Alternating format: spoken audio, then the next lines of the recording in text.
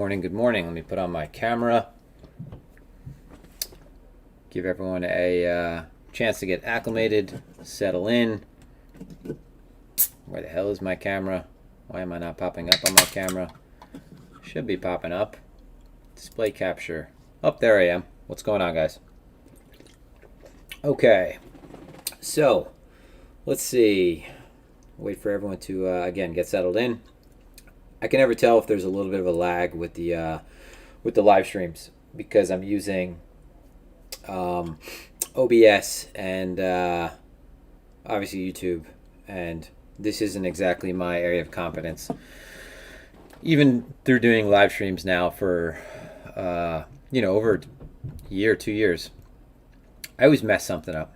Mess either the sound up or the video up or something, right? There's always something. Okay, so we have a good amount of people in. I have a nice, this is not an advertisement, I have a nice San Pellegrino limonada. It's actually garbage because it's got way too much sugar in it. It's got about 26 grams of sugar. My wife goes grocery shopping, and if she goes without me, let's just say I end up with this. And I just like sparkling water. So, yeah, I don't really care for sugar too much. For those of you that don't really know me, my name is Cantering Clark. Now we can get started. I am one of the co-founders of Block Roots with my partner, Josh Rager.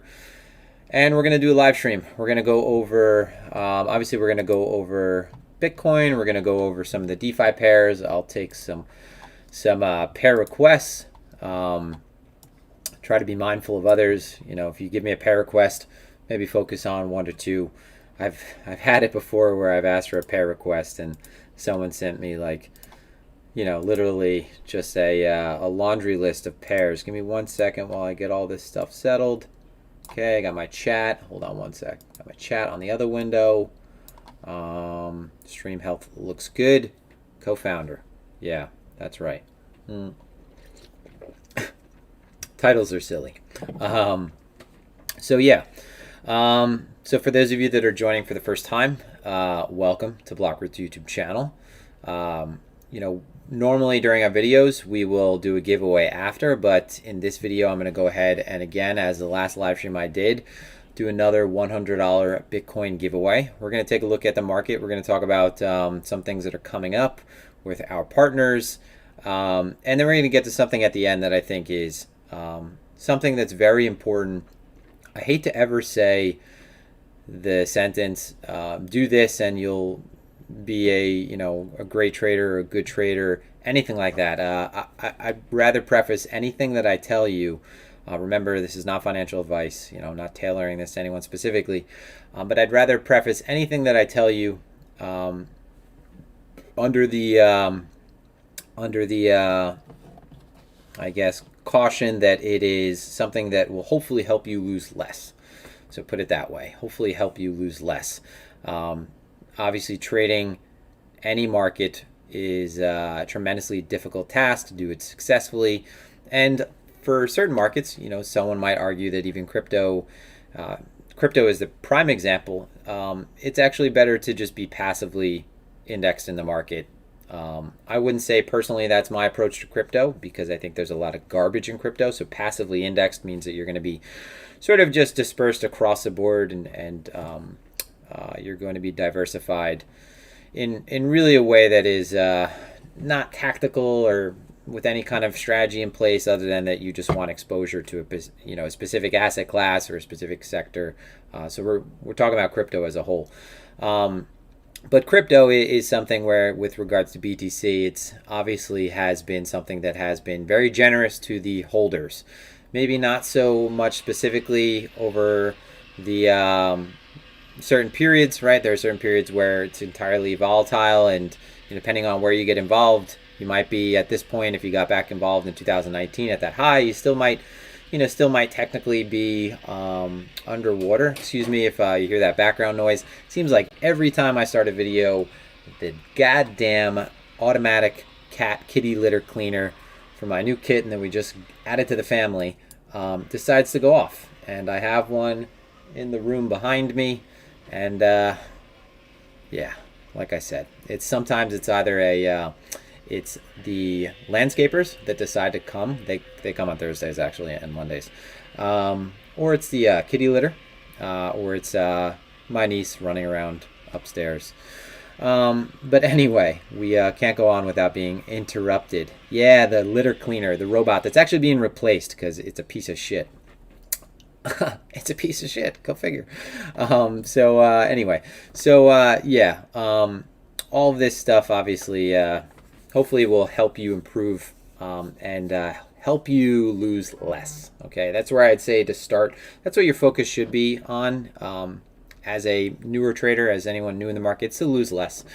And, a lot of professional traders, professional independent traders who make the jump and are trading on their own, they'll tell you that that's one of the things that they focus on. Not so much losing trades, not so much winning trades, but focusing on losing less, right? Giving less back to the market.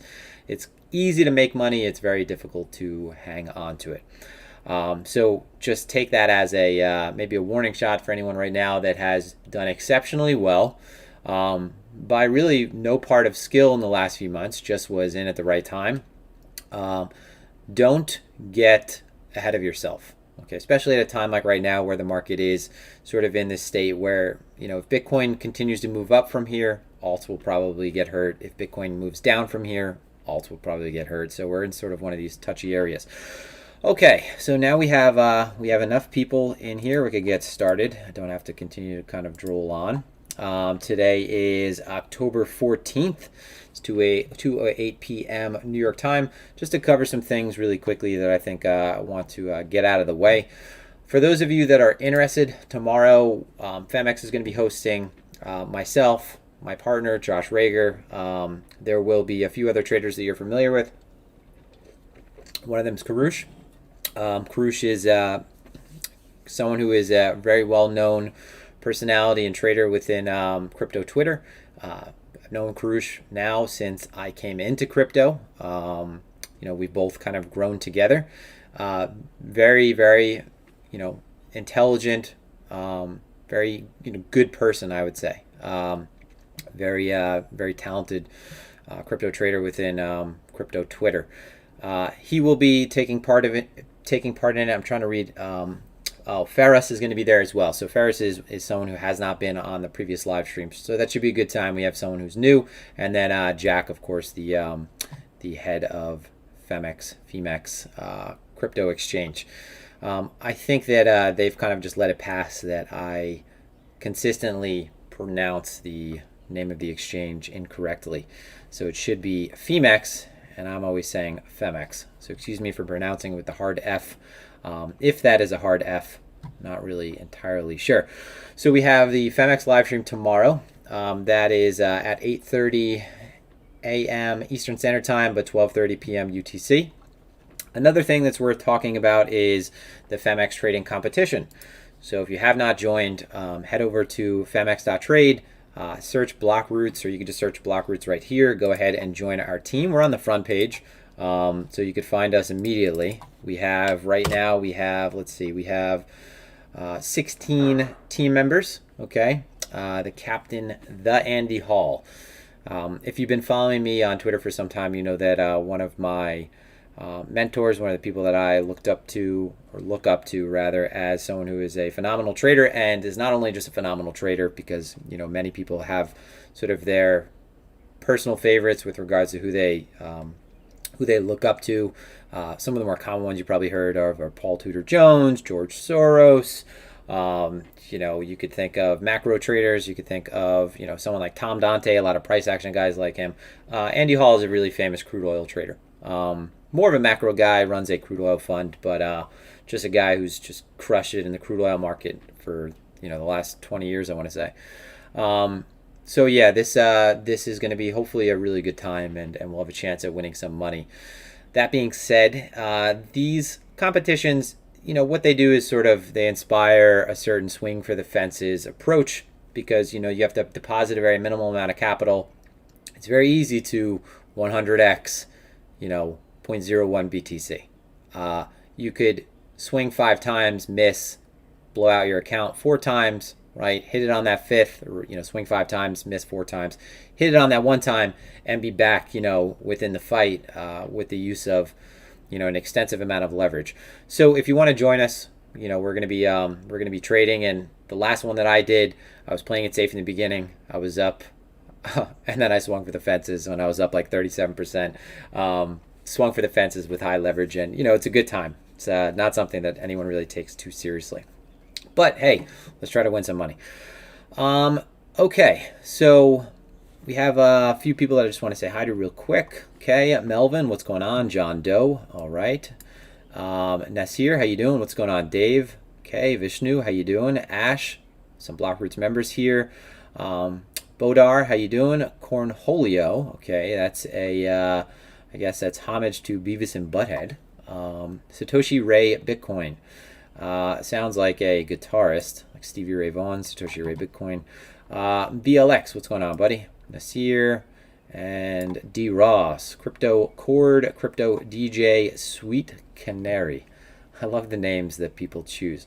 All right, so like I said, I'm going to go through some things. We'll talk about just current events really quickly with regards to some bigger players coming into the market. Higher time frame update, lower time frame update. Okay, and then we'll start with, and then we'll finish up on what I said I wanted to get to in the end. If you see me sort of looking over at the other computer and not addressing the camera as if I'm some dissociative person or shy, I don't think dissociative is the word actually.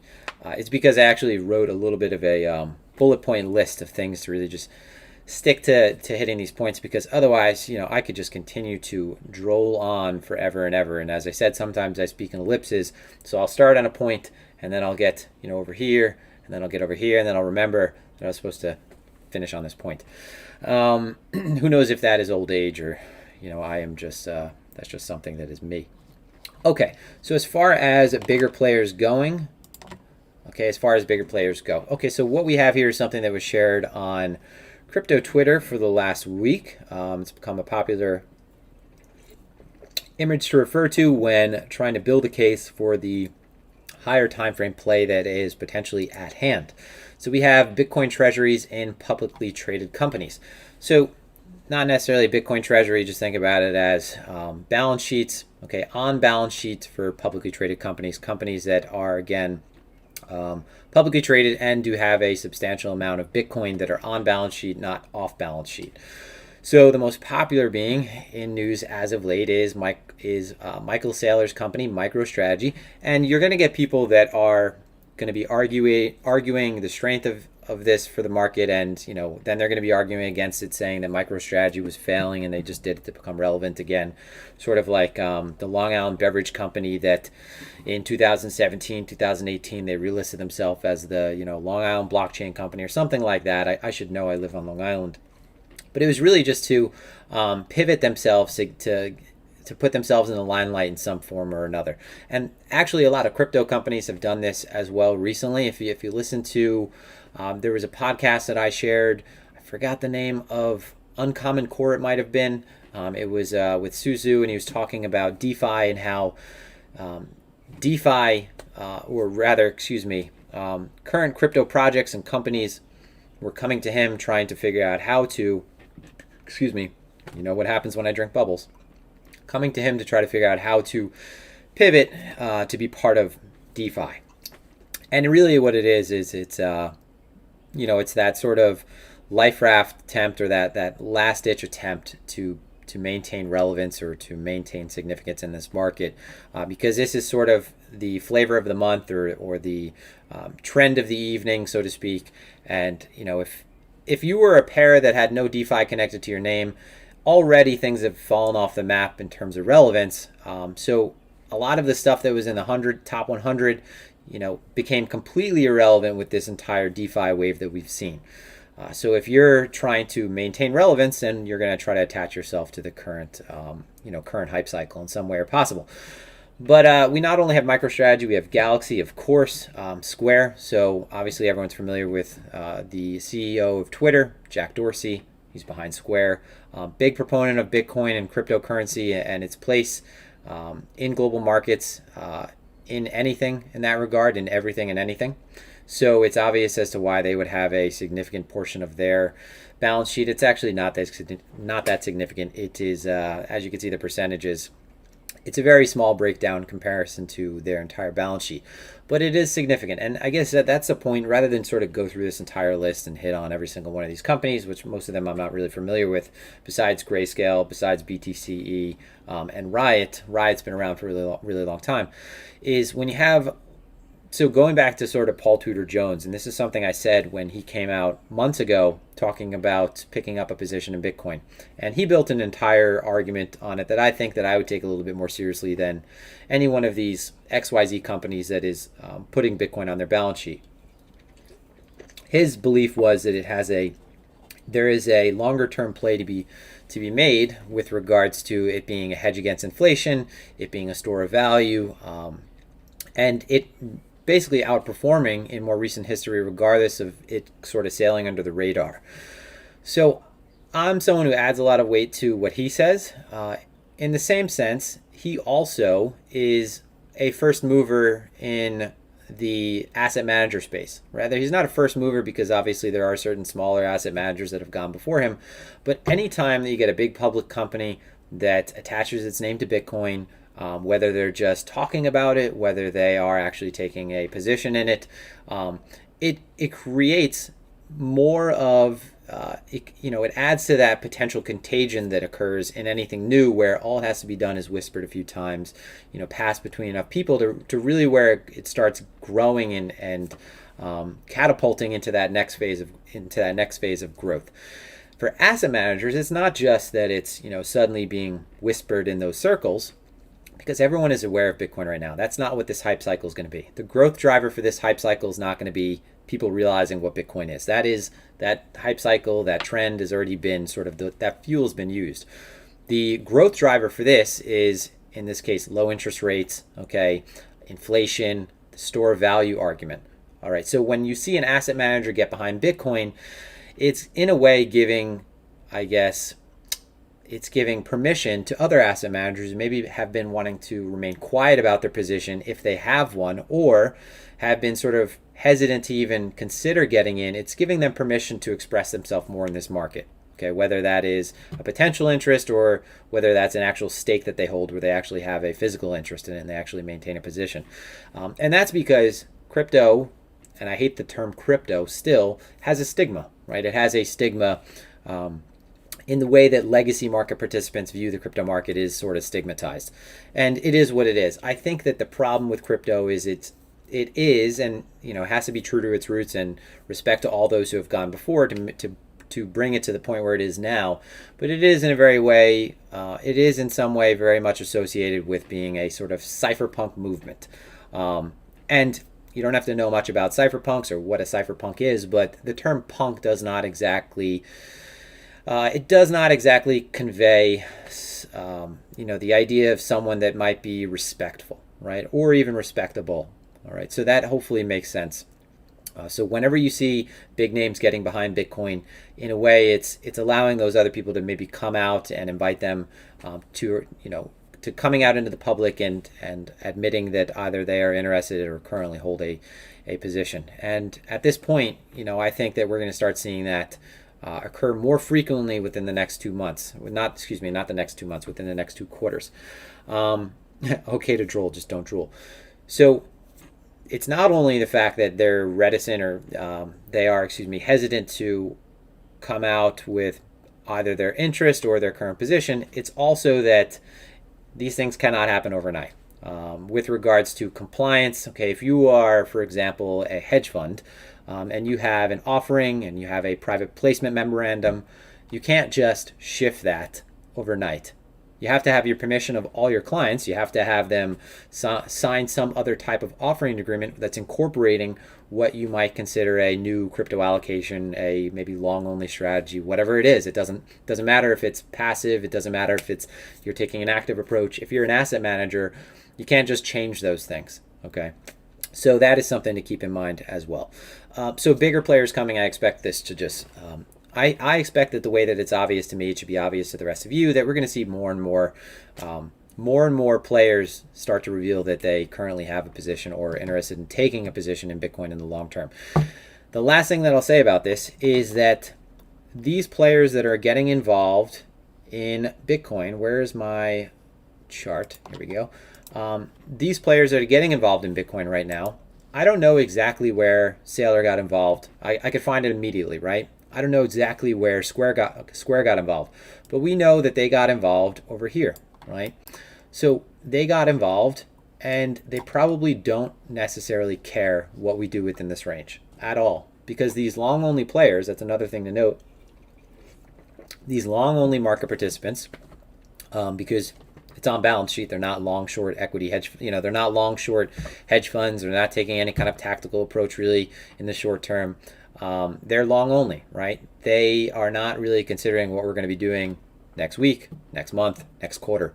Okay, long-only implies, just think of long-only as at least a year. Okay, there's no way that anyone right now, any one of these people are getting involved, or any one of these entities is getting involved in Bitcoin and even caring what we're going to be doing within the next month. They might be concerned if we were to fall off a cliff, but they're certainly aware of what they got involved in. Okay, you could have to imagine that they hopefully don't make many fickle decisions. And yeah, they're not really concerned with what's going on the lower time frame. And this gets us into the higher time frame portion of the update, which I think is always important, I think, to start with. And at times I realize, hey, I might get lost in the high time frame, not touch on the low time frame enough. Sometimes I get right into the low time frame, forget about the high time frame, and forget that there's varying levels of experience and interest in the live streams. So, and that's a good point about having that's a good reason to rather have the bullet points to my right side. So in terms of the higher time frame, a lot of people pointed this out, and I think everyone's sort of, this is all kind of written off by now because everyone's already aware of what happened. If we just sort of look at what the trend has done from this high moving all the way down, whether you draw it like that, whether you draw it like this, whatever way you draw it, no matter how you draw it now to incorporate any two touches within here from this high, we are now above that threshold. Okay, so remember though, trend lines that are diagonal, they're not necessarily dynamic, because a dynamic support and resistance will be a moving average. So a dynamic thing versus a static thing. So you have static support and resistances. Okay, you could say that that's a diagonal trend line. And it's dynamic that it's going to move through time, but it's not going to be changing on the day-to-day. Okay, so your static support and resistances, the ones that are going to stick on the chart forever. Something like this. Okay, you could, again, whether you want to incorporate it to the highs, either way it's exceeded these values. Static also would be something like this more recent structure right here. So static, right, horizontal, diagonal, fixed. No matter what, we are outside of those values now. But remember, so a diagonal trend line, the only thing that's required to break a diagonal trend line, and don't worry about me doing this precisely because I'm just trying to convey the idea. The only thing that's required to break a diagonal trend line is not that price actually changes, right? So that's one thing that's important to note. It's not that price actually needs to change. All it has to do is move sideways. But if you think about it, in a way that is sort of a change in context and a change in the actual structure that's taking place between buyers and sellers, or that's actually being painted, excuse me. So if price is no longer trending down, if it's no longer trending upwards, it can only be trending one other way, and that's sideways. So there's three market conditions, right? There's a bracketed, which is referred to as a bracketed market, a consolidating market, a ranging market. There's a lot of different words that you can use for things in trading. So there's a lot of interchange, there's a lot of words that are interchanged for others, and you might think, well, this guy says consolidating, this guy says ranging, is there a difference? So yeah, now instead of progressing downward, clearly we're moving more in a sideways fashion. So that's kind of obvious, right? It's patently obvious at this point. You can just look at the chart and see that. So in terms of the higher time frame, we've broken out of that. And if I am a macro trader, if I'm a higher time frame trader, if I'm an equities trader and I'm just a position trader, a lot of the times we're going to be focused on 52 high week lows. We're going to be focused on what the weekly and monthly trend is, your longer term moving averages. These don't just change, again, without any kind of major substantial activity behind them. So if we've broken through an all-time high in equities, you don't fade that in the same way that you might in altcoin doing it in the crypto market. If you break the all-time high in a crypto market, everyone's going to look to short it because it's a swing failure pattern. If you break the all-time high in an asset that has a 12-year, 13-year life at this point, that is sending out a significant signal that at that point, whether your feelings are that it's going to reverse or not, it might not be the good idea, it might not be a good idea to fade that initially, right? Because you're going to have a lot of people that are going to be jumping in the market in that moment. So this is sort of one of the things that I want to drive home, which is, again, this whole idea of major contextual level. When you change levels on the higher time frame, the players that don't get active on the lower time frames, okay, your asset managers don't trade the 5-minute chart. They don't trade that value area. Higher frequency traders do. Hedge funds might, okay, but they don't care about what's going on in the day-to-day. They care about major structure. They care about major contextual change. So this was one major contextual change. This was, right here, one major contextual change. And then if we're even going to go more towards that route of saying, how someone might look at equities, you broke your monthly as well. Okay, so a lot of these signals are not maybe important, or rather, all of these signals might not necessarily be important to, myself if I'm trading in the lower time frames, but they are important in that moment because when we break that level, suddenly that support or that resistance, if we broke it to the downside, is no longer just, some support or resistance in isolation. Suddenly it becomes, it becomes powerful to the 10th degree. So rather, it increases its importance that much more because at that point it's a major contextual level. And once we break these levels, at that point you're fading a different participant. Okay, so if I'm an asset manager and I'm like, I only want to get in Bitcoin, if the trend is changing on the higher time frame, I'm not going to be looking at the chart every day. I might just have it on my chart when we break that level. So I only want to have alerts for when we break that level. And it's weird to talk about this because an asset manager isn't looking at a trading view chart. So just to oversimplify it. But when we break that level, you're bringing in, again, a completely different type of participation. And if you're a trader of the 5-minute chart, if you're trading, the 4-hour or the 30-minute, you don't want to fade Michael Saylors, right? You don't want to fade, a $100 million injection by Stone Ridge Capital Management. It's not something that you should go against or even assume is a good idea to go against at that point. Once higher time frame market structure changes, you're bringing in people that have been sitting on the sidelines for a long time waiting for that change. Okay, it's going to put a floor in the market to a certain degree. So that is a concept that a lot of people have been talking about also, and this is something we're touching on, and I am sort of getting in that segue method of talking. I'm drawing out the ellipse. Is that when you change market structure in this regard, okay, and you break something like the higher time frame, in this case we're talking about higher time frame diagonal trend line, higher time frame horizontal support or resistance, doesn't really matter. These levels are becoming more and more significant as asset managers come into the market because there is going to be, what I just said, a floor inserted in the market. Okay, there is an area that players are going to be looking to defend. All right, and this is something that's common in, talk about central banks putting a floor in Forex, which is something that's kind of overdone and talked about by people trying to sell trading courses and the central bank levels. But there definitely is something to be said for a line in the sand that suddenly gets a lot more, let's just say, fortified. Okay.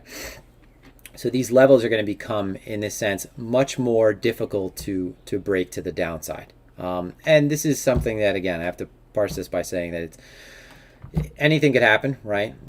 I hate to say that sentence, but it just, if you're having these asset managers come into the market, a lot of them are not going to be, again, they're not going to be fickle with their positioning. They'll likely defend their positioning to a certain degree, and again, it'll establish a sort of floor in the market. See some of the questions. So anyway, I just went on too long without looking at some of the more important levels. So again, the last live stream I talked about this level being a loose level. So again, higher time frame retest of this level, loose. On the way up, it was loose. On the way down, it was loose. More importantly, okay, we're still on the monthly level, okay, which is the same as quarterly this time. We're still above this previous monthly swing high. So that last high, which goes back to June 2019, still holding that level, and then getting down in the lower time frames on the higher time frame. Sounds funny. The 20 period moving average. Okay, we're back above the 20 period moving average. Okay, we're back above the 20-period moving average. This is a good area that I say is sort of a line in the sand. It gives us a good idea as to who's in control. So I've created the Clark indicator to sort of indicate that in a very obvious way. Green bars above it. Now, the other day I shared the 3-day, which is something that, again, a few people use. This is something that I've looked at in the past for more higher time frame positional type plays. And you haven't really seen the 3-day go green without a very strong trend that persists afterward. Only but a few times. Okay, we have back here, okay, which is the first major retest of this previous support turn resistance, and then really just after this blow off top.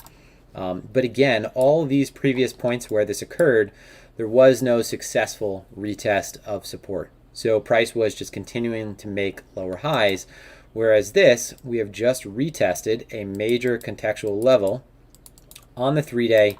And again, what you're looking at is, as to why the bars are going green, that's because we are above the 20 period, and of course this is sort of like a 60 period moving average if you think about it, because it's on the 3-day setting and we're looking at a 20 period moving average. But just to show you where that is on the chart, now we're back above it. And again, in the past, the occurrences where this happened, rather the times, that's a completely redundant way to say that, the times where this has happened have persisted in the direction of the initial move. So in this case, you turn green, and we've continued on considerably afterward. Doesn't necessarily, guarantee anything, but it is a really positive sign. And looking at the weekly as well, again, this is a dynamic support, dynamic resistance at your 20-period moving average. This is an area where if there's a strong moving trend, you'll typically see that there will be some sort of systematic and algorithmic buying activity if we're revisiting this from the top side. So it looks good right now. The last thing I want to do is overcomplicate something that right now seems kind of easy and obvious to me. In terms of the higher time frame trend, the trend right now looks strong, and in the lower time frame, on the higher time frame, which is funny to say, but again, higher time frame, but looking at the daily. And I'm just saying this because if you're looking at something like stocks in the higher time frame, a lot of time you're looking at maybe the lowest resolution you would look at if you're managing a larger position is like the weekly. You're not really going to look at the daily. You probably look at the weekly, the monthly, the quarterly. So looking at this in terms of the daily, we had our major support test over here. This is your bearish retest that should have failed, I think, ultimately already. And what I see right now, and this gets sort of down to the way that I approach the market, which is down on the lower time frame, what I see right now is the market gaining reacceptance back within a prior range. So this previous range, okay, this is sort of your fake out to the upside before falling back within the range. More important to me is not that more important to me is not that we've turned here, but after turning here, that we've reaccepted back within this range, back above the area where we were rejected. So if this was bearish and sellers are doing a really good job of expressing themselves, we should have failed on the revisit here. Okay, this should have ultimately failed and led to lower prices, whereas instead now we're marching away back upward. And again, if I just sort of put the levels back on the chart, when I put the levels on the chart, it makes it look kind of messy, and I know a lot of you guys don't really know what these levels are, or rather how these levels are derived. But this is your first daily close low. This is also your value area low for this structure. So gaining reacceptance back within a prior range. So if we're just looking at this being the prior consolidation, typically when you gain reacceptance, and reacceptance occurs on high volume, okay, you'll probably it's like a 77 or 76% chance on a daily session that you'll move back through value, but on a range, that is just as likely. It's up there in terms of probability that you cover the low to the high. So I anticipate that we're going to come up to at least 12K.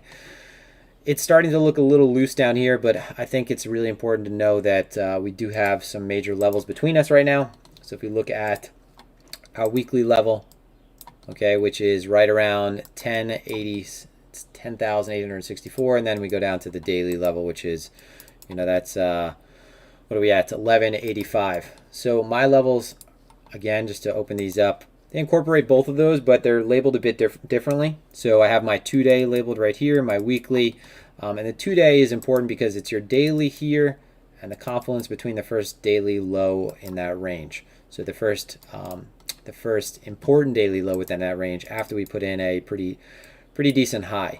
So I think things look good. Don't want to get bearish yet. I'll give you sort of my triggers for the lower time frame and the higher time frame. But I think the way that we're looking right now, the price is just correcting. And it appears that there's a good amount of selling that's coming into this. If we look at something like basis, if we look at basis between the derivatives exchanges and the spot exchange, we're starting to see that it's being a little bit more sold on the derivatives exchanges than it is on the actual spot exchange.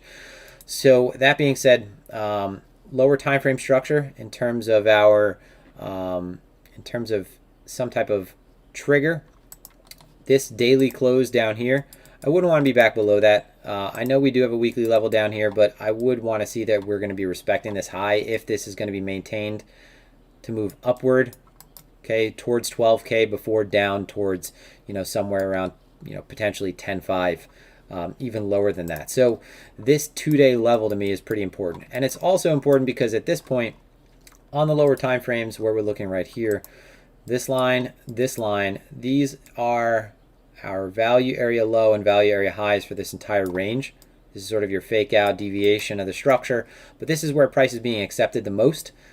So it's an area where I don't really want to get involved because it's technically where people are most in agreement.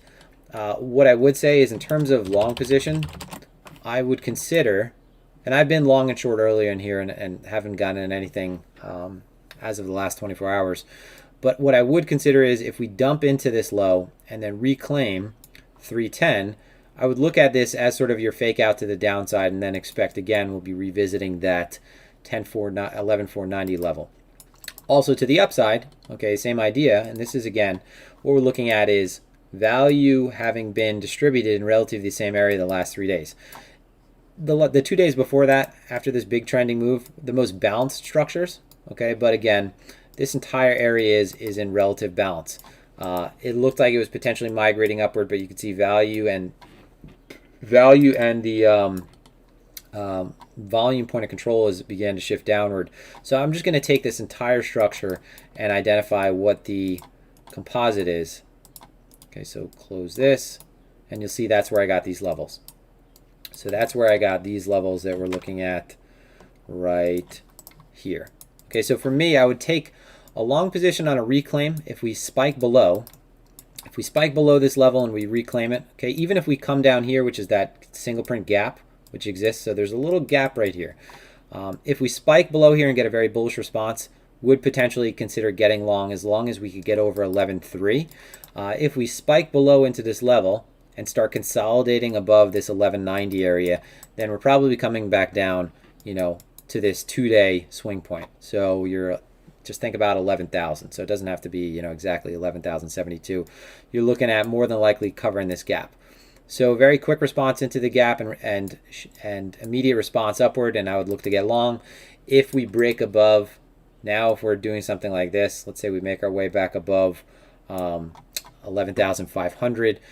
Sometimes I hesitate to say the exact level because I have levels on my chart, and I've said this many times, and I only hesitate to say it on the YouTube where it's a public stream because I have levels on the chart, but it's never just a level. It's never a precise point. That's the area that I start looking for that activity to occur. So that activity might be something like for example, a sign of strength would be 3 drive into the low right here, and then we're back above like that. So this area is where I'm looking for that to occur. It's the value area low, right? It's where you would want to see this get bid up. Same thing up here, that 11.5, and my point is, you see it says 11.490. If we're up here, this is where I would look for us to build some level of support.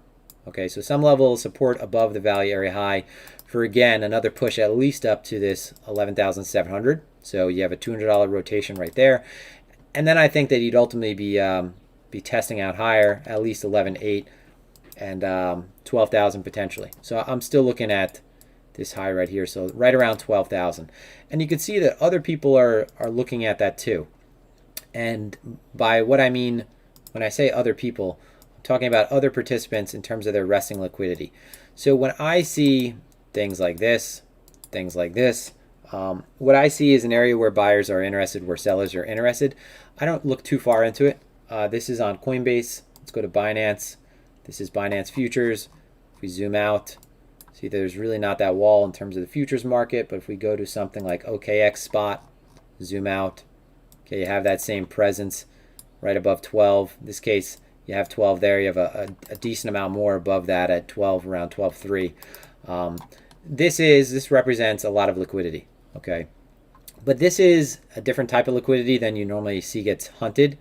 The type of liquidity that normally gets hunted is liquidity that involves a involuntary response, meaning people get stopped out, versus people actually stepping in of their own volition. So resting limit orders right here to take profit, open up short positions. This is on a spot market, so this is not to open up a short position. But again, price normally seeks these levels out. So I think that we have our name written up at 12K. I don't know exactly when it's going to come, but I'm looking for the signs of strength in lower time frame price action to give me those setups. Again, sort of this box down here, this is a gap. So this is a single print gap. Okay, we came down into this single print area before. We're very quickly rejected out. Okay, and it's left us with this little bit that exists down here. So right between here. So this is an area where price has not passed through. When price comes back down after being rejected, it typically likes to cover the last gaps that it created. So if you have a breakaway gap like this, it typically likes to cover them. And this is not exactly so. A gap like this, I am more inclined to think would get covered. So if we start to, so let me just rephrase that carefully. I understand that when I say things, you guys might go take positions and do stuff on behalf of it. I don't really like that idea, but it's, as much as this is not financial advice, we all know what happens if you're watching a YouTube, people go make decisions based on things, and I don't want you to get the wrong impression. So this gap down here, let's say that we come below this low. This is an area where the market buyers, rejected. So let's just back up. Let's zoom in, excuse me. This was a very tight range that we were stuck within for, this is going on, 2 days. You establish lows, and this long setup was set up because we broke down below and re-accepted down within here. You get a bunch of trapped activity down here. There was a great buying response right here as well, so you're left with this tail. This should have been sort of the only time that we test that buying response. You don't want to see that you're revisiting an area where you had that response to begin with and you're getting re-accepted into it. So if we move down here, you want to see immediately the same, if not equal level response. The opposite of that is when you're moving into the level and there's no, price is really unresponsive. At that point, yes, I think we're going to cover this gap. There are gaps below us.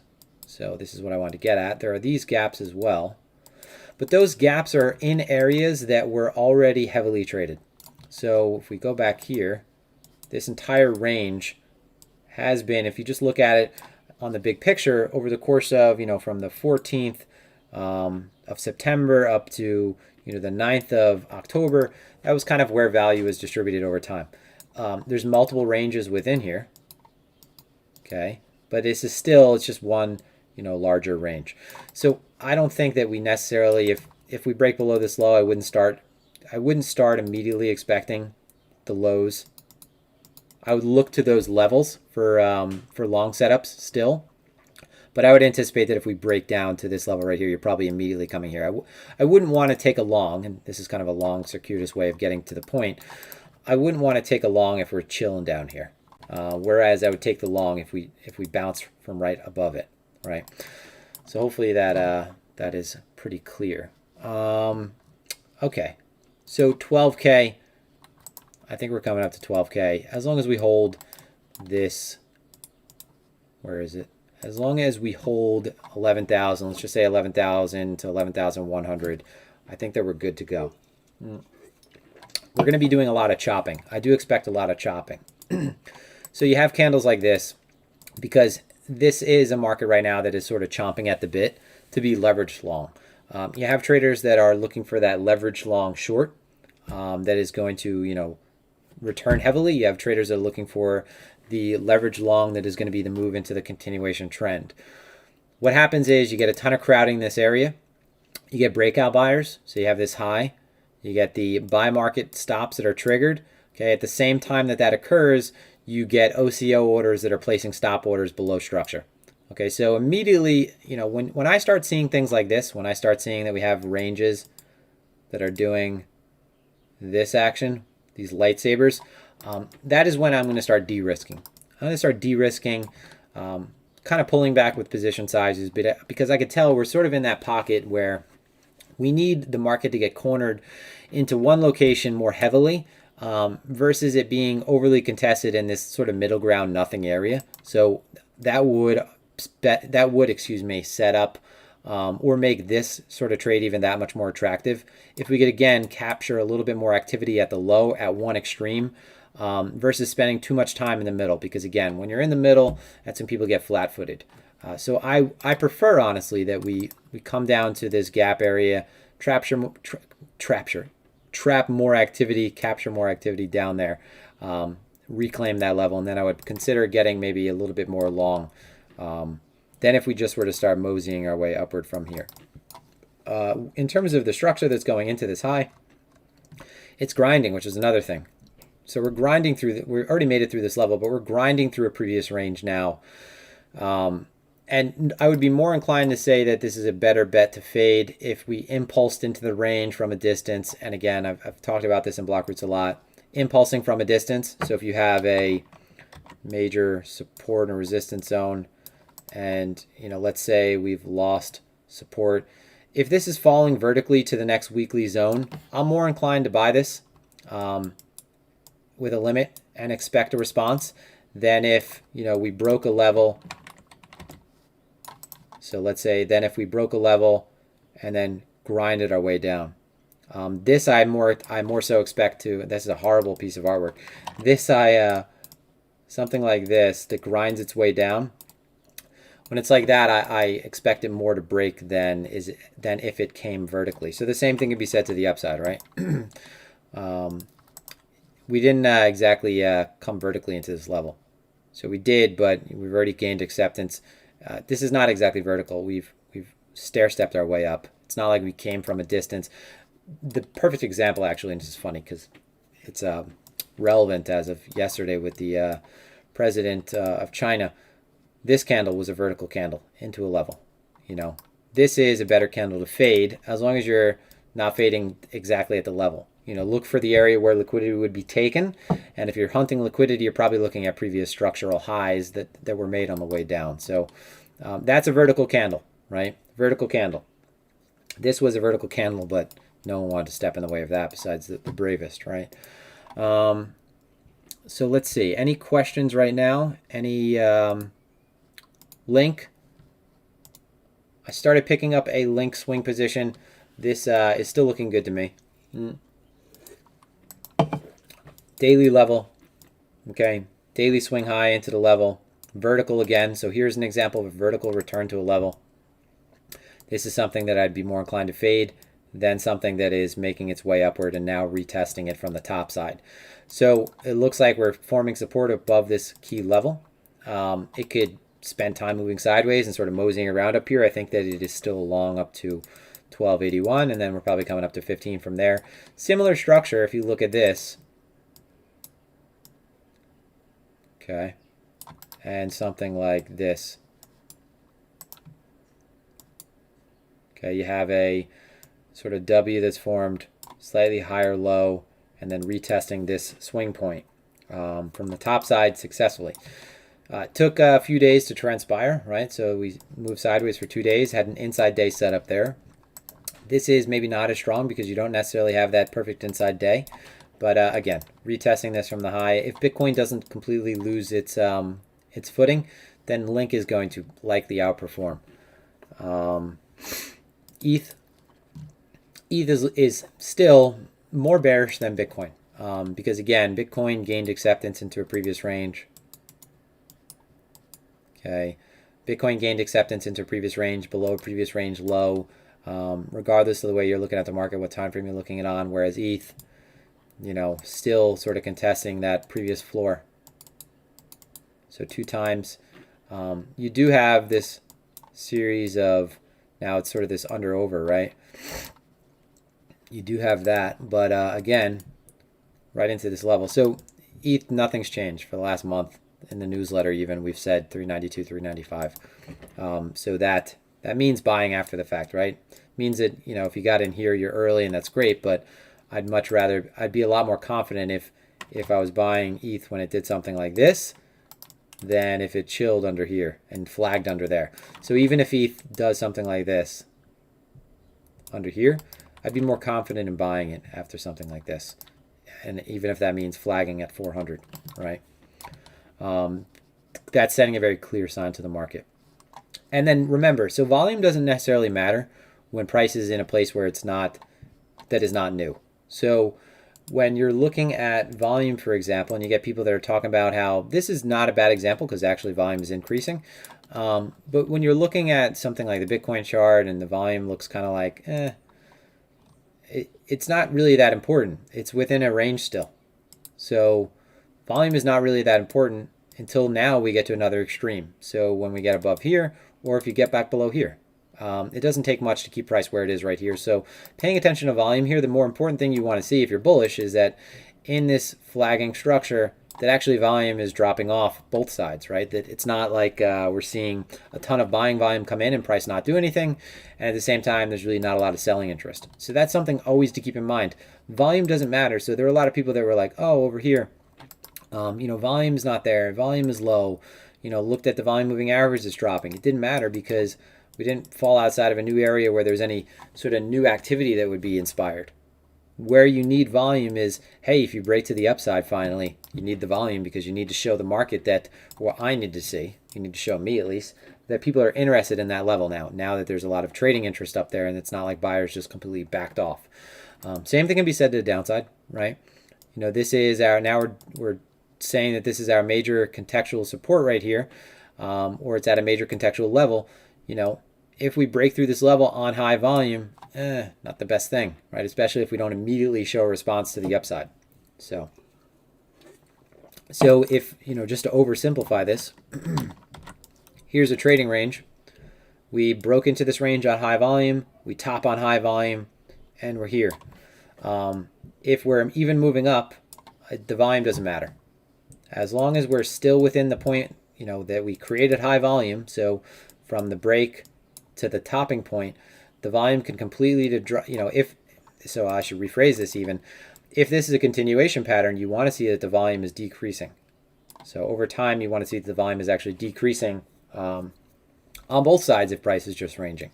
And then from there, the only place that volume matters is in something up here, or if, you know, we lose the low to the downside.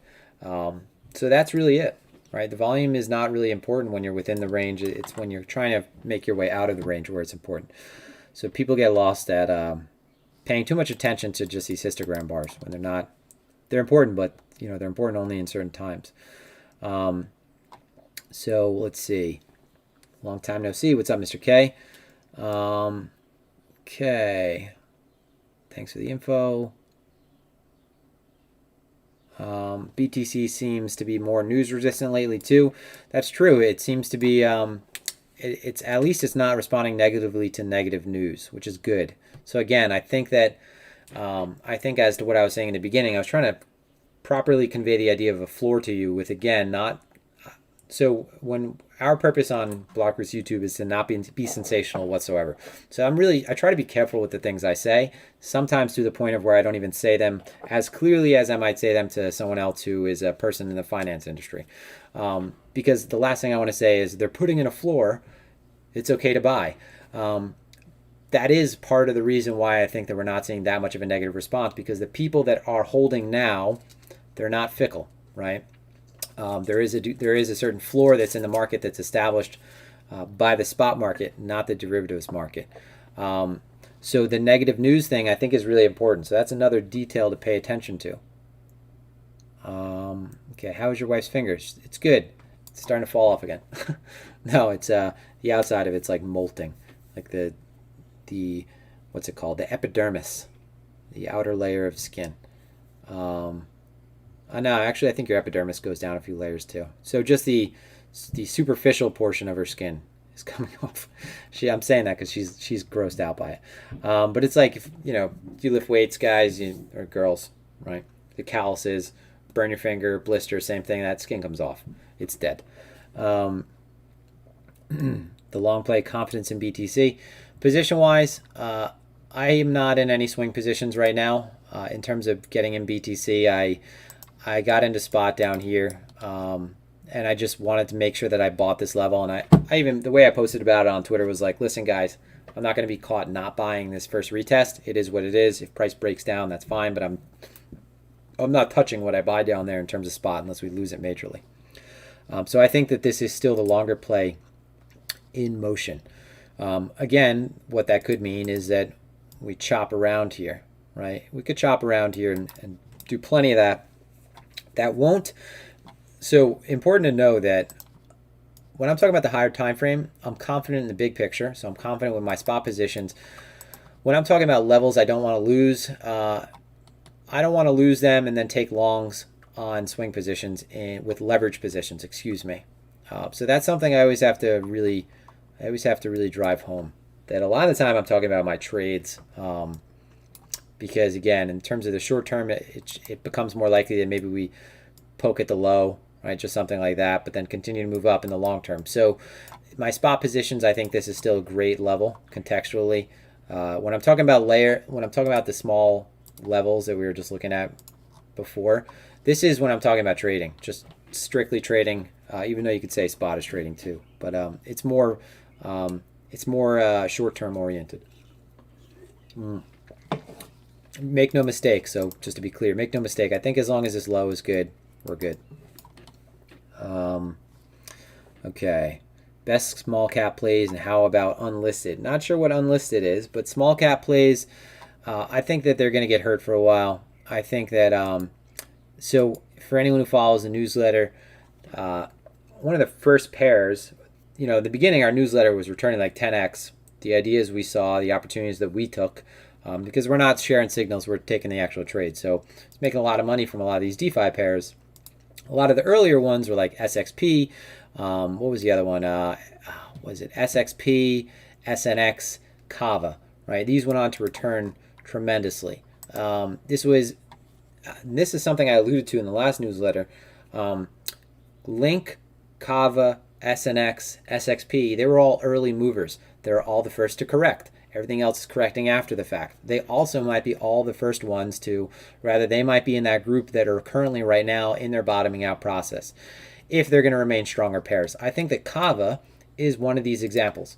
If we look at Kava just from the higher time frame standpoint, the weekly levels, okay, in terms of price history, this is all we have. So low, the highest high before breaking out of this range. Okay, and for those of you that were following the newsletter early, this just went on to return 300%, just tremendously. All we said was the break of this high and we're in price discovery, right? You're in trend following mode. There was a huge kickback. You got a retest of this level, right? But it's been a strong pair. So this is the first time when you get obviously another major pullback, and this is an area where contextually maybe we could start building a base. So with Kava, I would like to see, no matter what, if I'm going to be saying that this is a trade in process, it has to break above this sort of 22, 23 level right here. So you can see the confluence between this level in terms of price action. Above here, we're looking at least this high and then these lows up here. But instead of just thinking in the short term, this is where, meaning like if this is going to happen this week, that doesn't necessarily, I'm not trying to say that, but if we're going to be bottoming out, it'll look something like a range. And ultimately, it will give us a very defined structure that moves sideways, and then ultimately, when we break through, will become very clear that the market has chosen a direction, whether that's to the downside or to the upside. And then I think that as long as, let's say that we go on a range for another month, as long as we hold this level, any move outside of this range, I think, is the beginning of the next trending leg. But again, first area to start paying attention and managing the trade are these points. Not really seeing a whole lot in terms of the rest of the alt market. I mean, honestly, we shared some plays in the newsletter, but there were bearish sides of those plays too, where if you lost a level, you went down to the next because, hey, a lot of these are going to be actually short-worthy instead of long-worthy. So with Wi-Fi, for example, I don't know where the markings went on this chart. We were talking about this low, right? So lose this low, and you're probably coming down here. So I said I think Wi-Fi is coming down below 10K. Originally, going back before most of this even, the last trade I was in Wi-Fi, I think I took this live on Block Roots, or maybe I didn't take this one live, was all the way back here at the break of here. Now, we're returning to that level, and I wouldn't want to be part of it again. I was already at the time looking to buy with bids down here, ended up needing to market in some. That being said, if we're gaining acceptance below this low, I think we're at least coming to that 11.7, 12K level. So that's just a really good idea, I think, of where the rest of the DeFi market's going to go if Wi-Fi starts breaking down more. It is what it is. It's sort of the market in, the index for DeFi, I think. MTA, all of these structures, all these pairs that should have been very bullish. Let's say that MTA does something, because you have sort of this triangular structure forming. Let's say MTA does something like this, pokes below the low, and then regains this sort of 225 level. So if we do something like this, I could see longing this back up to around $3, but this doesn't look bullish, right? It doesn't look bullish. Those are all for short mean reversion plays where traders get trapped thinking that this leads to, a longer term continuation, which it could, right? Same thing with Uniswap. Same chart as Link, right? Same idea. Losing a daily level. Okay. In this case, I defined that it was Uniswap and another one that I defined the level even tighter because you had this really tight range that formed. So with this one, I think it was actually just the break of one of them. I shared a value area, and it was the break of this. It was the break of this low. So I think we're in progress right now to come down and test what is around 270. I don't see a reason why it would stop before then. It doesn't make sense it would stop before then. What it would likely do is something like this sideways and then break through with much more force. And you see this, actually you see a good example of that right up here, where you have the failure, sideways drift, and then slam through the level, and expansion much further down. So I think this is coming further down too. Let's see. So Kava, potentially. Link, I hope so, because I started getting filled for a position. Didn't even check if I got filled completely. I'm in spot Link either way. Got down to every order besides 815. Let's see, some more chart requests.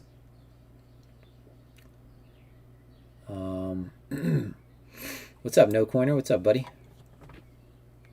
Retest the previous high before move up. Bots aren't necessary, are they? In what capacity? To trade? No, that you don't need them. Big picture Q. What needs to happen for BTC to decouple from legacy markets ever? It won't. It won't. Bitcoin will not decouple from legacy markets. You've heard that here. Once you enter the macro, I was going to use a really bad word. So let's see if you guys can guess the word I was going to use. It's sort of like a very intimate group of people getting very physical with each other. Once you enter that macro, it's the name of a band also. It's actually a good rock band from back the 90s and early 2000s. So once you enter that, it's difficult to get out of that. It won't. To some degree, there's always going to be a relationship, whether or not, and it doesn't help that Bitcoin also has been a risk-on asset and a store of value. So there definitely will be a macro relationship that persists moving on. I think that it's going to be, I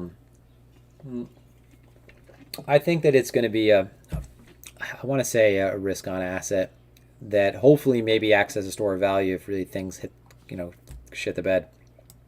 But I think that it's a play on stocks. I think it's a play on stocks, and it's all, it's tough. It's tough. But I don't want to try to guess as to which relationship it'll take. It's there now. I think that it'll absolutely persist. Whether or not it remains the risk on high beta played equities, or it remains a store of value. I think the more important thing is, okay, if it's a higher beta play on equities, great. So as long as equity markets are moving up, Bitcoin's moving up, that's great. The question is, if it at a certain point, at a certain growth level, can be a store of value if the markets begin to turn down. So this is like well into the future, $1 trillion market cap.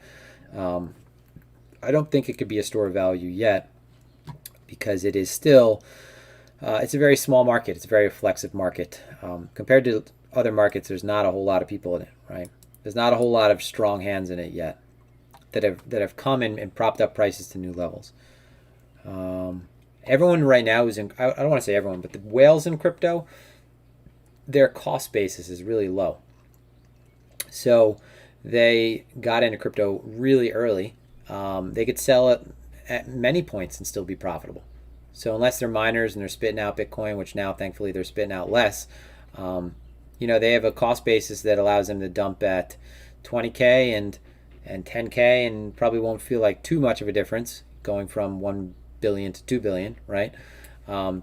Just numbers off the top of my head, but I think that Bitcoin needs to grow a lot more before the store of value is really a good argument. I think that there's people getting into it now based on that narrative, but it's not really, it doesn't behave like one. And there's nothing in traditional markets anymore that's really non-correlated. I don't know a lot about urine Wi-Fi, so the problem is that it's a hype cycle. People bought into things right away thinking they were going to change the world, and there's really nothing behind it besides euphoria and great ideas, but it takes much longer to actually develop things and produce things that go on to really earn their fundamental value.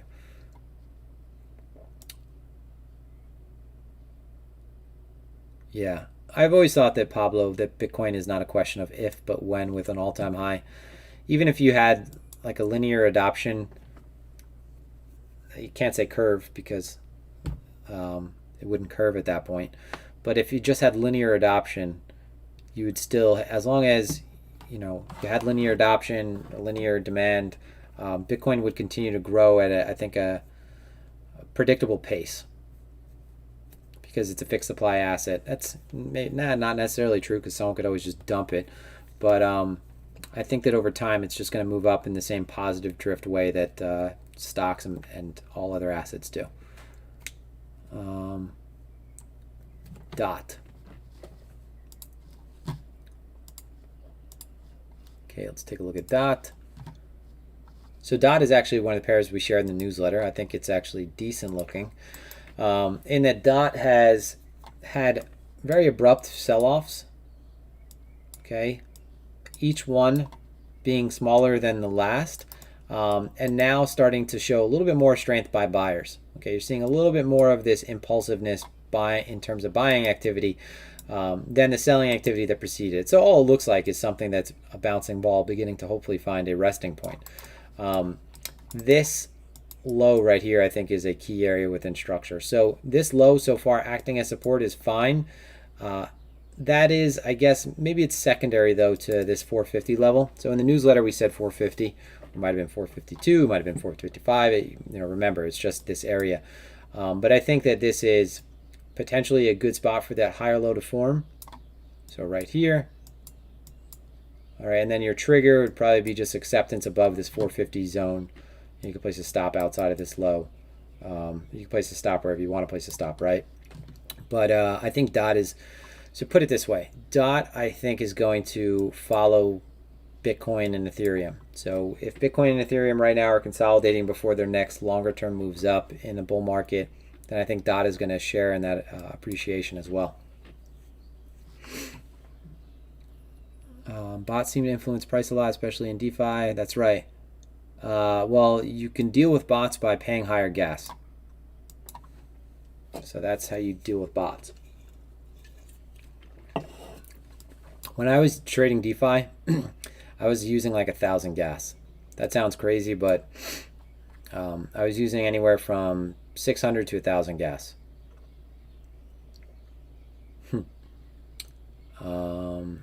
Okay, YFL.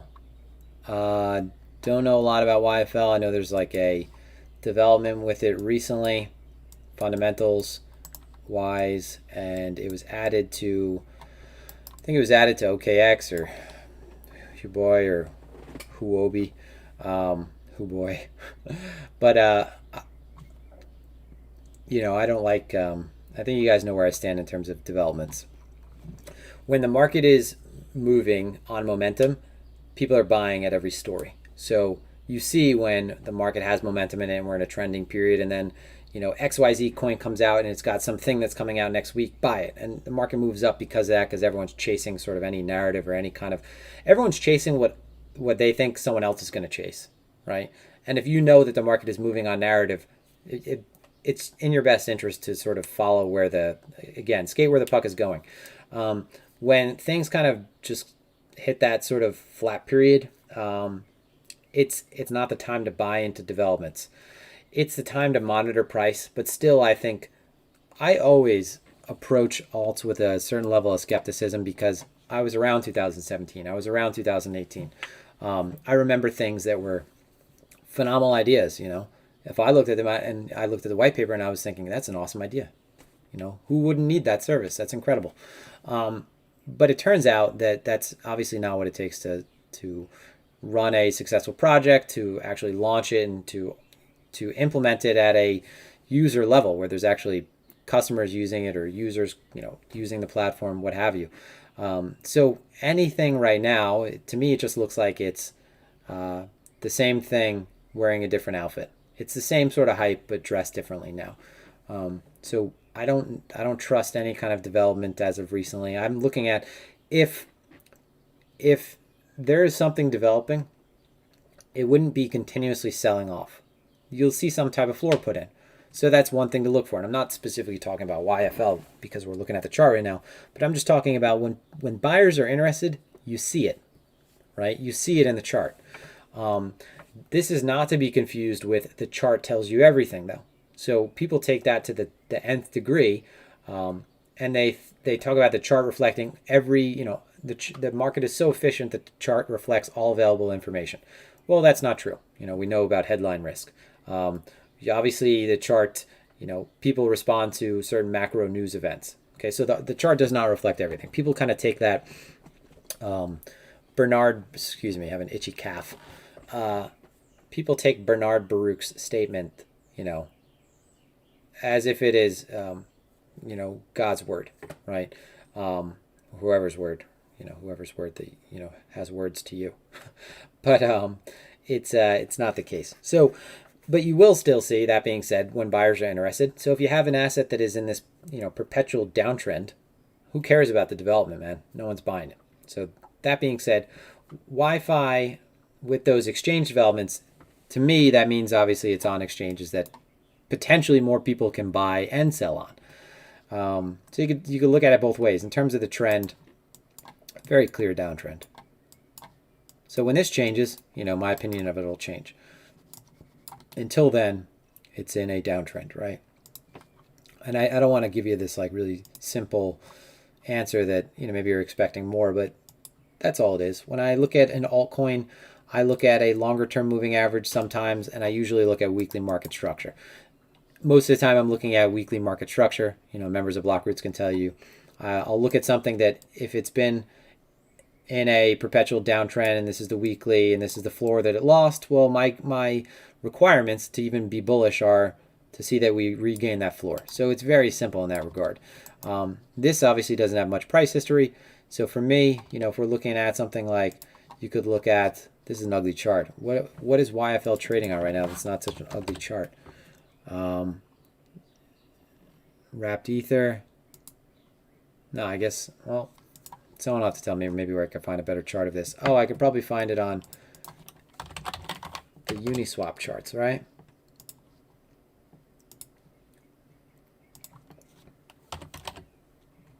Here we go. So YFL versus, well, this is the USD. But still, we have a higher time frame range. Okay, and this is in a, it's beginning to look like it's forming a higher time frame range, but it is a higher time frame downtrend. Subtle, nevertheless, but still have to overtake previous highs to substantiate a case for this having changed. Although, I do have to say, I'm kind of surprised when I look at this chart. Bit of a different story, obviously. But that being said, that last chart we looked at was really cut from here. So that's why it looked like that. And this is on the 4-hour. We go to the daily. You see sort of the same thing. It's just coming from, so that's funny because perspective is everything. This looks, now it looks like a stronger chart though, right? that's a danger in looking at charts, because I was just looking at one chart that didn't have the other price history, but still it's in a downtrend. This could very well continue lower back down to this cluster. So it doesn't matter. It kind of can be framed in, I guess, a more positive light if you're looking at this as the support, right? And then that looks good, but you're still going to wait for a sign of strength off of this support. At it, you would first need to say, all right, if we're now, at least we're going based on this high. So we're at least going based on this high. We have this most recent low. So what is the change in that? Well, doing something like that. Then, of course, at that point, you have the evidence, the evidence behind the idea that this is put in some type of bottom, right? Shroom. Yeah, I've been at a shroom for a really long time.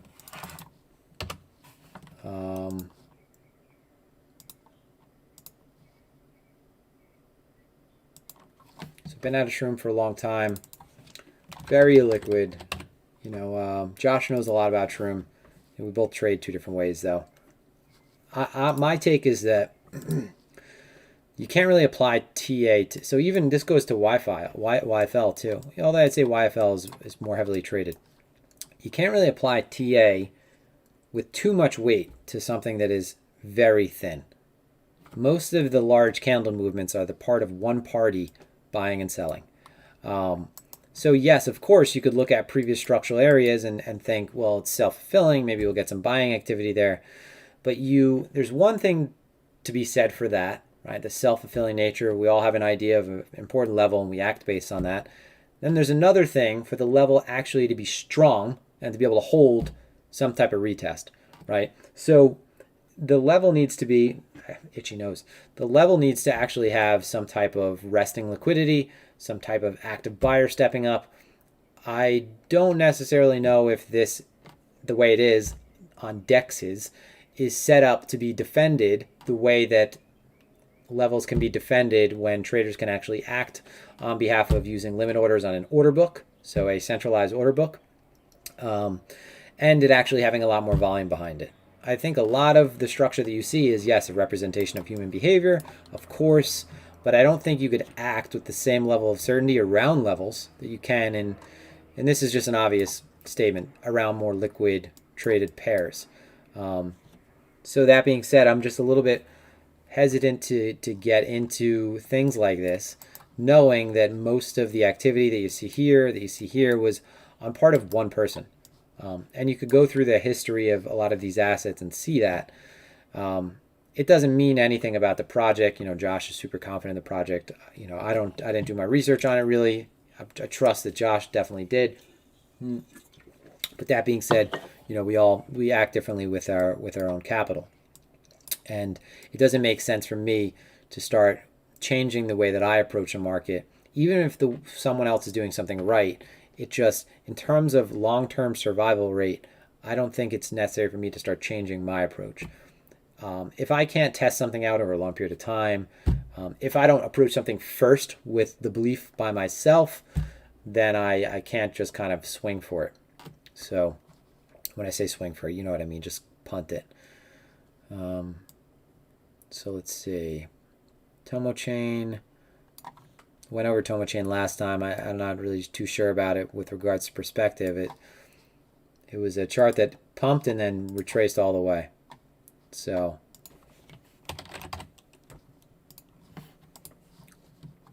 yeah. I mean, people will buy alts countless times back at the support, but I can't tell you anything technically speaking. It's a previous level. I mean, it's such a loose, shitty chart. Excuse me, but I don't know anything about it from a fundamental standpoint. Here's a more recent pivot point that we've had. They're pivoting again from. I wouldn't anticipate that it's going to be back up here anytime soon. Put it that way. Cesspool, yeah. Buy and sell signals on charts. A lot of if you're going back to the bots question, I don't know if you asked him. You could use bots that are really simple and free and actually use them effectively. I think most people just get bored of them because they don't get enough trades. Yes, good job, no coiner. You got it. Not the circle jerk. No, the orgy. Um, okay, let's see. New to the show. Looked at theta. No. So what should we get into today, this week? Do y'all put out a tweet of coins to get in? No, we don't. We don't do that. No. We don't put out signals like that where we put out, if you get something in the newsletter, for example, that's a position Josh and I are punting. I say punting, it does means that we're not putting a, if looking at Kava at this level, that's a position I'm looking to get into. Definitely not anything too substantial, because again, as I said, my opinion with alts right now is not exactly the most positive one. Bitcoin hoax, you will lose. All right, Fabio Cannavaro sounds like a famous soccer player from the World Cup team a couple of years ago. Might be over 10 years ago now. Shroom is going down. I don't know. It could go very far. A lot of those. That's my point. It's not Shroom that I'm talking about, but all of them can move very quickly. Opinion on BitFit Dance Rap. I think that a lot of people are trying to build up their following, and Bitcoin is a really easy way to do it. Put it that way. I think that people are trying to be marketers and build up their following and monetize that following in any way. And if someone, and of course that's natural, right? It makes sense. But if someone comes into the market and they haven't traded or anything, that's what they're trying to do. Make no mistake, they don't care about Bitcoin. Do you like ADA? No, I haven't looked at it in a really long time. Thinking of joining Phemex trading competition. Cool, man. Join us. Get on eToro so we can copy your trades? No. Nope, can't do copy trading. Already live in probably the most restricted area in terms of finance in New York. Won't do a copy trading period because, I go through spells where I might have 5 losses in a row. I might have 7 losses in a row. And I know that for me, that means that my wins are hopefully around the corner, as long as anything didn't change drastically. But if you're copy trading me and that happens for you, you're probably not going to be too happy. And not to be a dick, but I think that you have to learn how to do this on your own, no matter what. No one has ever sort of been like, oh, you know how I retired? Copy traded somebody. No, it's never going to happen ever. And as long as you go around trying to copy trade people, you'll try to bounce and system hop, and I almost want to say that the only statement that I can guarantee in trading is that if you try to copy trade someone else, you will not succeed. Link. Look that link. Yep. I think link's in a good spot. I do. I think that it's a little bit looser than the last time it's put in this sort of W bottom. Okay. Above this daily low, above this pivot point. It's looked like this previously. We've had this sort of W bottom down here where, you get a major move below structure, consolidation. This looks like it's going to rip even lower. Market rips upward and then consolidates back within this area. And then you're back above this most recent daily pivot. This 1, 2, 3 had 3 inside days right there. So inside day meaning, let's say if this was 1 day's distribution, this is day 2, right? That they're all inside of each other, and what that means is that price is accepted in the same area. Not necessarily important where it is at any point in time. What's important is what side it gets accepted outside of. So to the upside, to the downside. When you have a very balanced inside day structure like that, it indicates there's a lot of balance, and it's probably going to be a pretty explosive move to follow when you do have a move outside. This is inside day structure, but we're beginning to favor the lower end of things right now. But it does look good to me. Bubo, are you a believer in hedging your spot in future exchange to protect the USD value? Yeah, I do it all the time. I hedge my spot all the time.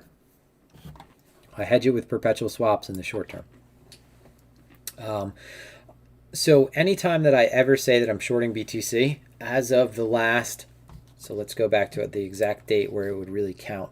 Going back to 9,600.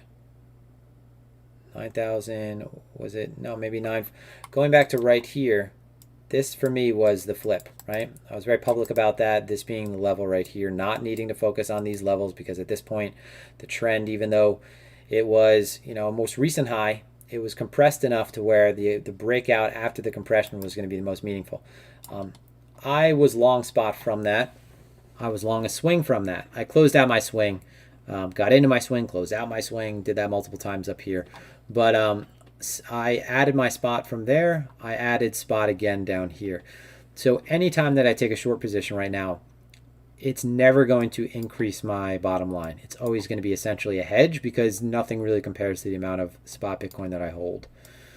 Of course, I could open up a short position for a tremendous amount of money, but that would be absolutely stupid thing to do because I should do a whole video sometime. I should do a whole video sometime on why shorting is not a good idea. And it's going to sound silly because I short all the time, but structurally why you are more inclined to get your ass handed to you when you short than when you long. From a risk management standpoint, why it's not healthy to short, and why my point is why they're not on sort of an even balance. It's not like, oh, a short and a long are equal. No, they're not equal, because to actually short an asset, crypto for example, you need to borrow it. Okay, to get onto a derivatives platform, you need to be long BTC. So for every short, there are 2 long BTCs already. Just to oversimplify that. Where would you exit your link long if it went south? What mechanisms are you using to short? So as far as my link long, I would exit my link long if we started falling below this low again, because my original thesis was that this area for my spot position, so in terms of my long for my swing position, if we start falling below this previous low on the breakout candle, so I'm just looking at the close of this daily right here. So if we start falling below there, below this daily level, okay, so I should just zoom in so I don't have to put it with the ink. If we start falling below 1061 again, at that point I'll close out my swing position. My spot position was built under the idea that this would do something like this either way. Don't really care too much about the precision of my spot entry though. Sounds like cat just knocked something off of a table. But losing this low would be pretty important it would be pretty bad for my spot position, so I'd probably get out of it at that point. Again, my idea was we maintained this on the way up. Mechanism you're using to short depends on where we are in relation to market structure. Where we are in relation to higher time frame market structure, are we approaching a level from below? That should be obvious at that point. I'm not looking to, for example, short anything right here. So within where we currently are, I'm not looking to short anything. The only thing I could get behind maybe as a short would be, you could say that this is a range, right? And that if we revisit this high, there's a likelihood that we come back down here as well. So we're just moving sideways. I think that the longer that we move sideways and the longer we favor one side, the more likely we are to break it. So I wouldn't want to be short up here. So if we return to this level, I wouldn't be looking for any shorts again at this high. If we break down below here, like I said, not looking for a short, because we could just get a very quick response back above into that value area. The only place I would look for a short, and I'd really need to be on the ball monitoring it, is in this little pocket, where if we broke down and we started gaining acceptance into this area. So this is a single print right here, just a wick, right? The market responded very quickly when we came down there last time. If we come into there and we could hang out this time, then I would consider taking a breakdown short down to this level. So down to between 1172 and 11100. That's really it though. That's a small opportunity, right? That might be from 11.2 to 11.1.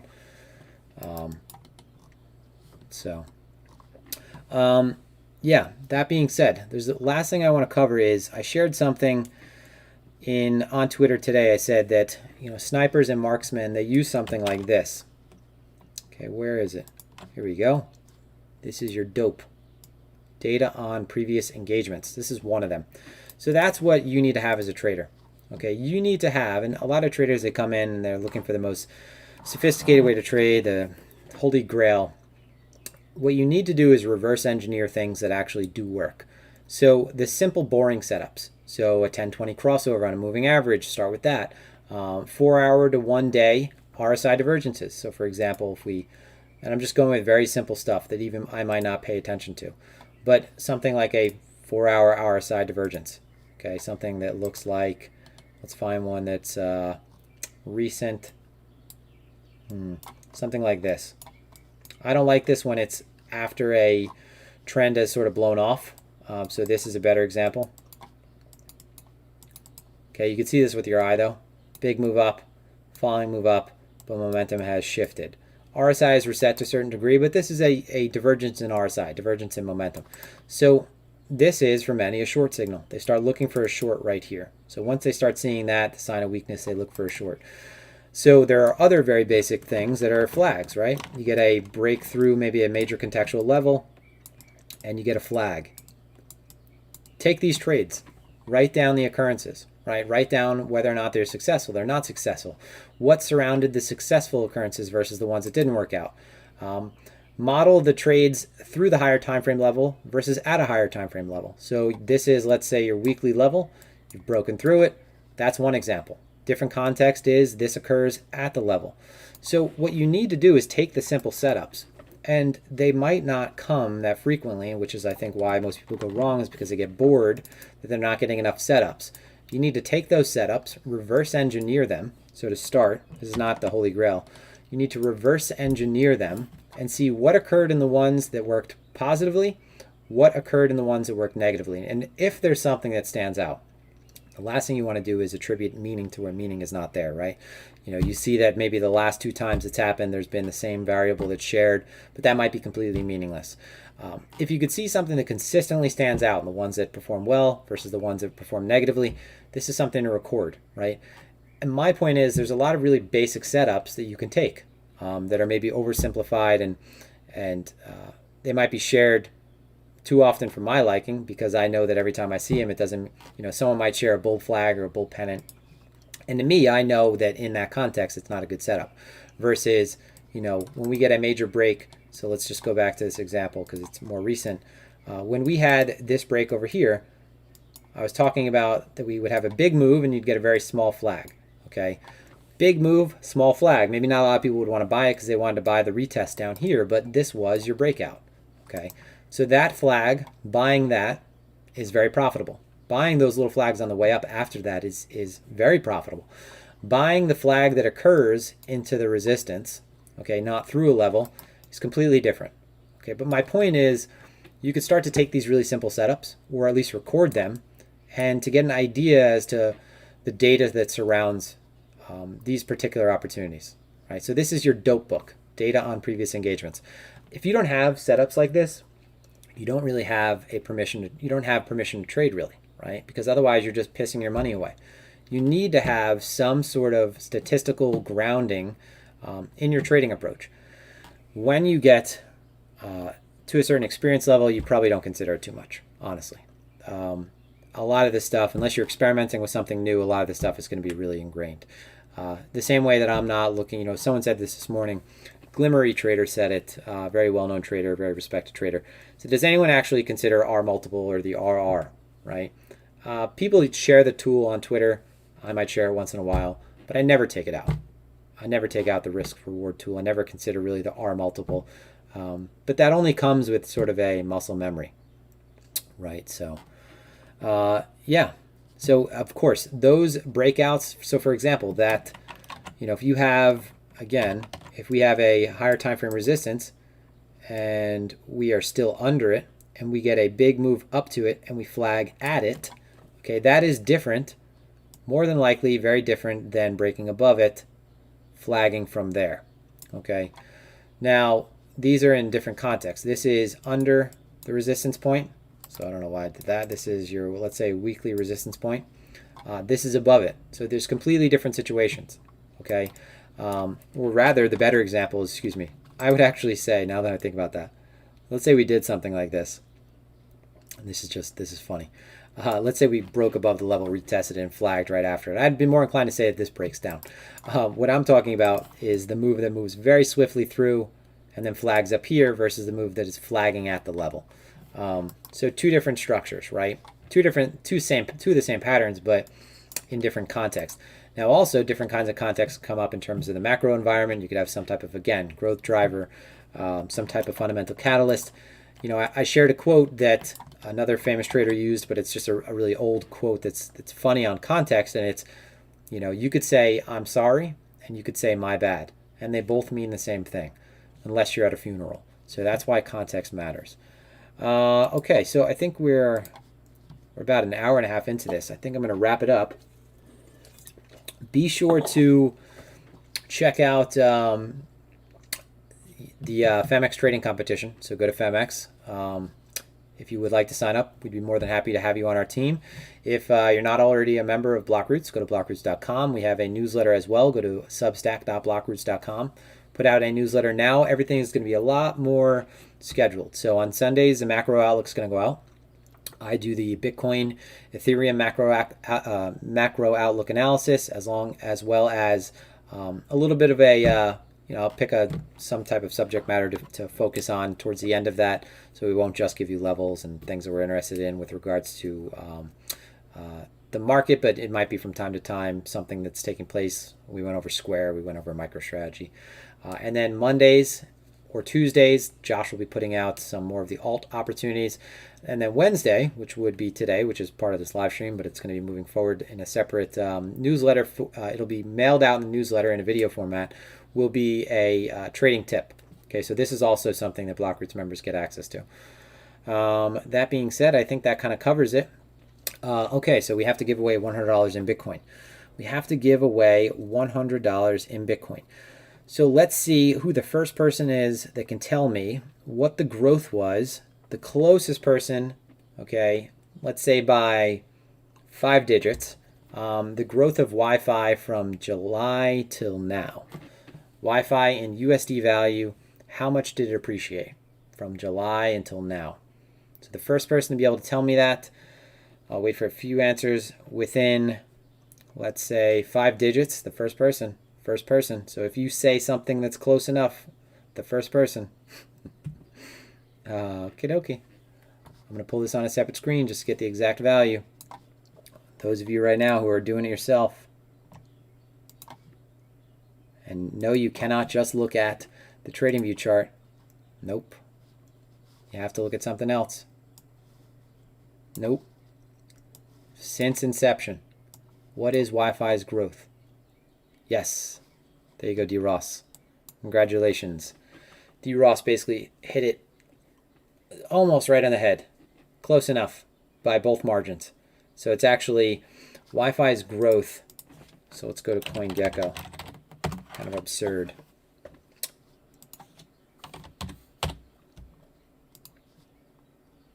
Wi-Fi's growth is from inception, okay, it is 45,267%.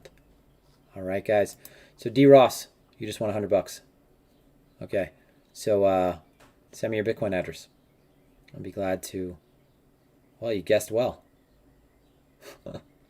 You guys are still going. Someone already got it. Good effort, though, guys.